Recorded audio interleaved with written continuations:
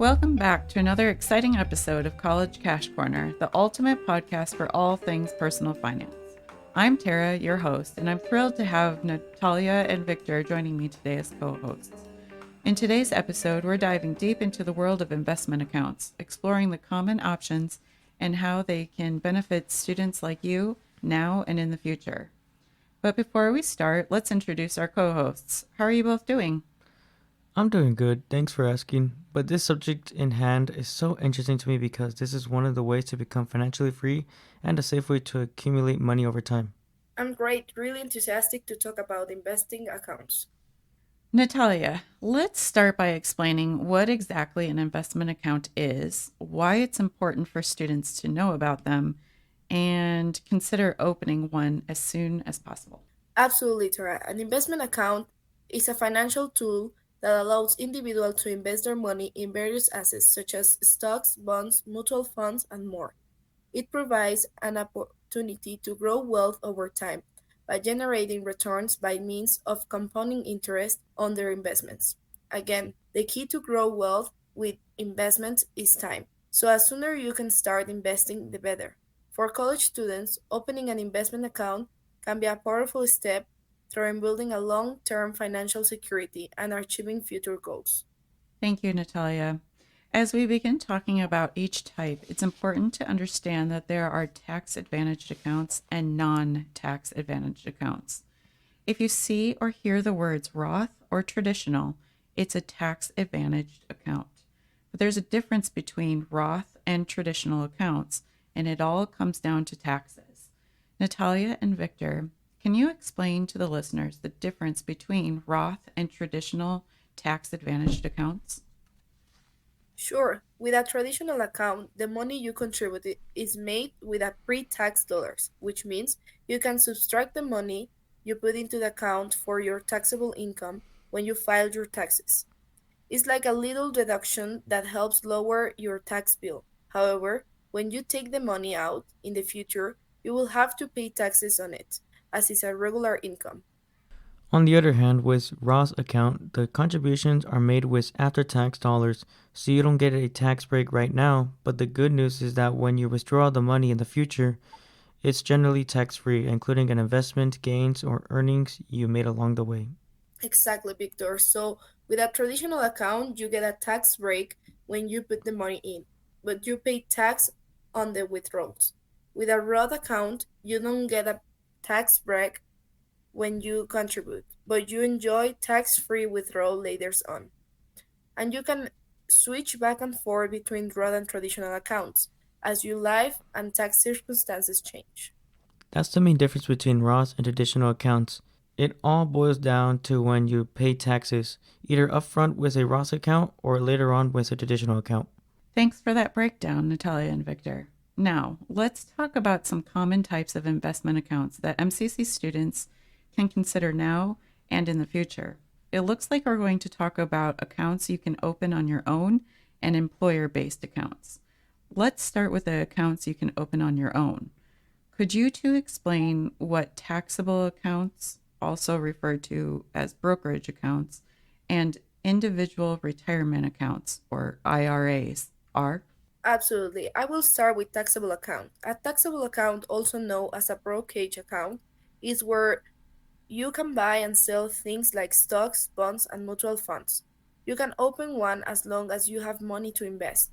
The cool thing about taxable account is that you can put in as much money as you want and take it out whenever you need it. But here is the catch. Unlike some other accounts, taxable accounts don't come with any special tax benefits. This means that you will have to pay taxes on the money you make and when you take it out.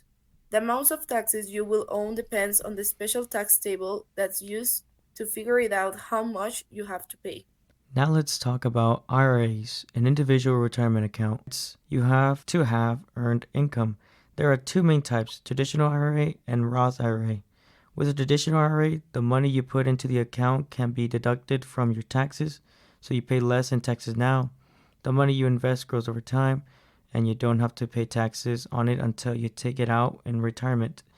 But when you withdraw the money in retirement, you will have to pay taxes on it like regular income. With a Roth IRA, the money you put into the account has already been taxed, so you don't get a tax break right now. But the good part is that when you take out the money out in retirement, you don't have to pay any taxes on it. So you get to keep all your money you earned from your investments. That's true, Victor. And there's something a little extra special about a Roth IRA. You can withdraw your contributions at any time without penalty, even if you're not of retirement age. In fact, some people use a Roth IRA as a backup emergency fund because of this special feature. But know that if you take out contributions, then the money loses time for growing wealth with compounding interest. It's important to know that both Roth and traditional IRAs have contribute limits. At the time of this recording, the contribute limits is 6,500 for the year 2023. And if you withdraw the money included gains before 59 and a half, you will have to pay penalty fees. If you have earned income, many experts say that opening a Roth IRA is one of the easiest ways to start investing for your future, and the tax advantage is a plus. Now let's talk about the employer sponsored accounts. Yes, there are also employer-supported retirement plans such as 401ks, 403bs, and 457 plans. Here's how they work. You can put money into these retirement plans from your paycheck before taxes are taken out. This means you get to save money on taxes right now. Plus, your employer might match a portion of the money you put in, which is likely getting extra money for free. The money you save in these plans grows over time, and you don't have to pay taxes on it until you take it out. When you retire, and then you will have to pay the taxes on it, just like a regular income. So, what is the difference between a 401k, 403b, and 457? Well, in layman's terms, a 401k is a retirement savings plan typically offered by for profit and private companies. It is a tax advantage account, therefore, there is the option of a traditional or Roth 401k. And as mentioned, employers will often match up to a certain percentage or certain dollar amount that you can contribute. Also, note that it is literally free money for you to do your best to contribute up to at least the match. There is a contribution limit. At the time of this recording, the limit is $22,500 for the year. Know that if you withdraw money before the age of 59 and a half, not only will you pay income tax on that withdraw money, but you will pay a penalty fee too. And what about a 403b? A 403b is similar to a 401k, but it is offered by non-profit organizations, including schools and certain tax exception organizations. The contribution limit for the 403b is currently the same as a 401k and is a taxable advantage account, just like a 401k. So there is an option of a traditional or Roth 403b. And it's just like a 401k. If you withdraw money before the age of 59 and a half, not only will you pay income tax on the withdrawal money, but you will have to pay penalty fees. Both plans allow employees to contribute a portion of their salary on a pre-tax basis. But say, Natalia, can you explain the third employer-sponsored investment account? Are you talking about 457? Yes, it's an account that not many people know very well. Okay, so 457 is an employer-based retirement plan like the other two that is available to state and local government employers and some non-profit organizations. The contribution limit is currently the same as a 401k and a 403b limits.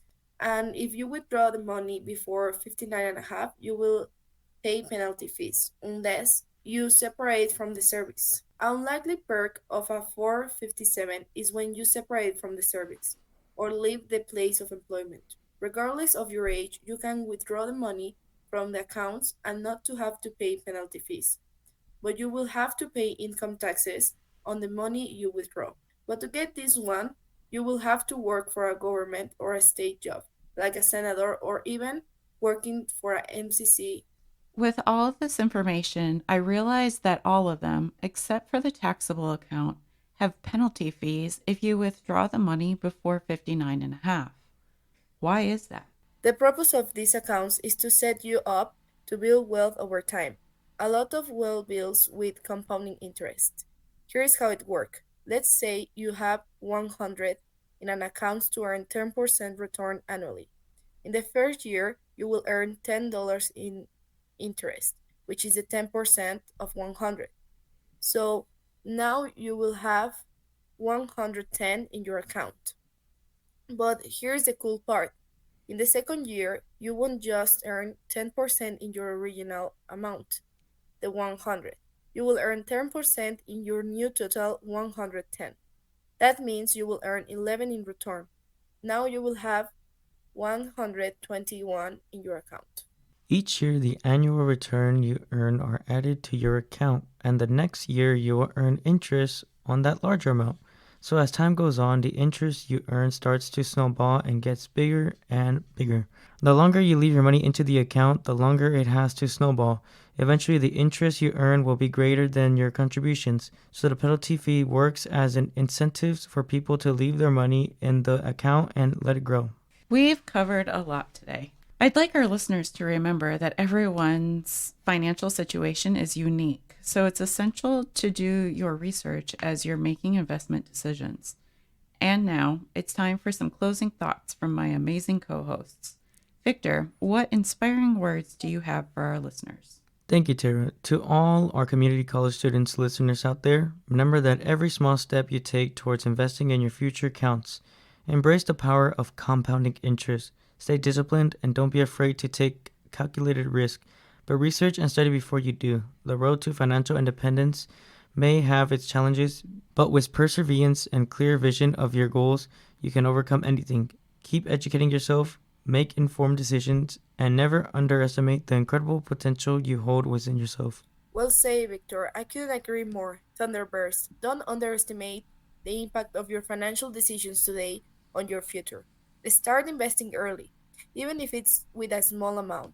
Time is on your side, and by taking advantage of the power of the long term investing and compounding interest, you can set yourself up for financial freedom. Remember, it's not about the quantity you invest now, but the consistency and commitment you show over time. Stay focused, be patient, and trust in the ability to achieve your financial goals.